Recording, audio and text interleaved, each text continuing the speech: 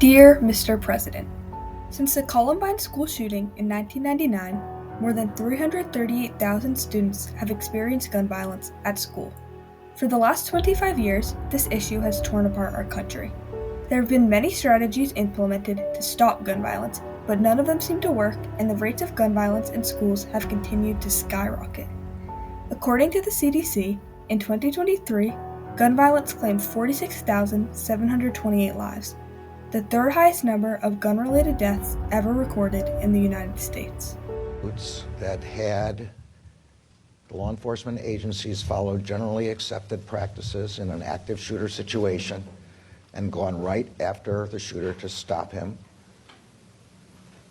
lives would have been saved and people would have survived. In past school shootings, lack of action and accountability by law enforcement has been framed as a major issue. In the 2022 mass shooting at Robb Elementary School, police waited for 74 minutes on campus before entering the school. The police's delay of action is widely criticized for the amount of lives lost that day. But is it the lack of action by the law enforcement, or is it the lack of action by schools that has caused a major uproar in school shootings? According to the National Center for School Safety, 97% of schools use some kind of preventative measure, such as controlled building access, security cameras, and regular lockdown drills. But what more can be done to further protect our schools? Before hardening the school, making the school a harder target for gun violence, metal detectors, limited entry. In terms of policies, I think you can have in place wraparound services for kids and youth that express that they're going through something, so you can respond quickly. Despite these measures, gun violence at school continues to grow. There are many other ideas on how schools can continue to increase safety.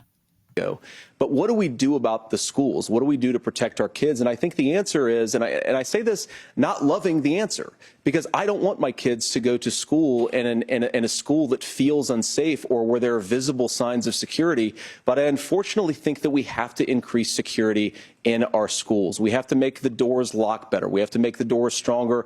We've got to make the windows stronger. And of course, we've got to increase school resource officers, because the idea that we can magically wave a wand and take guns out of the hands of bad guys, it just doesn't fit with recent experience. So we've got to make our schools safer. And I think we've got to have some common sense bipartisan solutions for how to do that. While some believe that enforcing better protections in school can help curb the epidemic, others believe that it would do the opposite, by creating a hostile and unfriendly environment for children in schools. Creating hostile learning environments will likely worsen a problem that is already attributed to gun violence: students' mental health. We are all concerned about the growing mental health needs of our young people. So, what can be done to stop these mental health issues that have heavily been to blame for gun violence in schools? I think kids need our support. They need to have appropriate ways to show their aggression, their angst, their frustration, their sadness. And if kids are displaying any signs that they're going to be doing something that's terrible, we need to intervene immediately, decisively. The future is promising, with many possible solutions laid out to combat school shootings.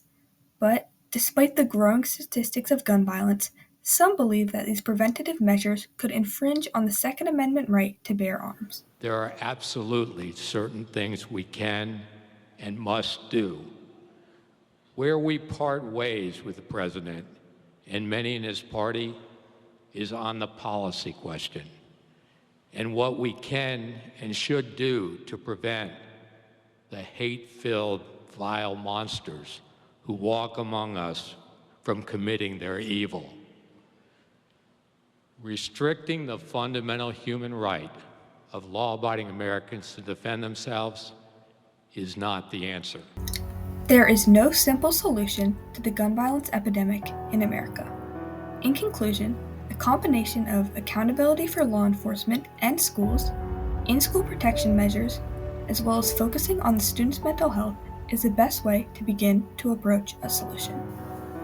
And with that, we, the students of the United States of America, ask you, Mr. President, to please help us in achieving safe and gun-free school environments for all students in America.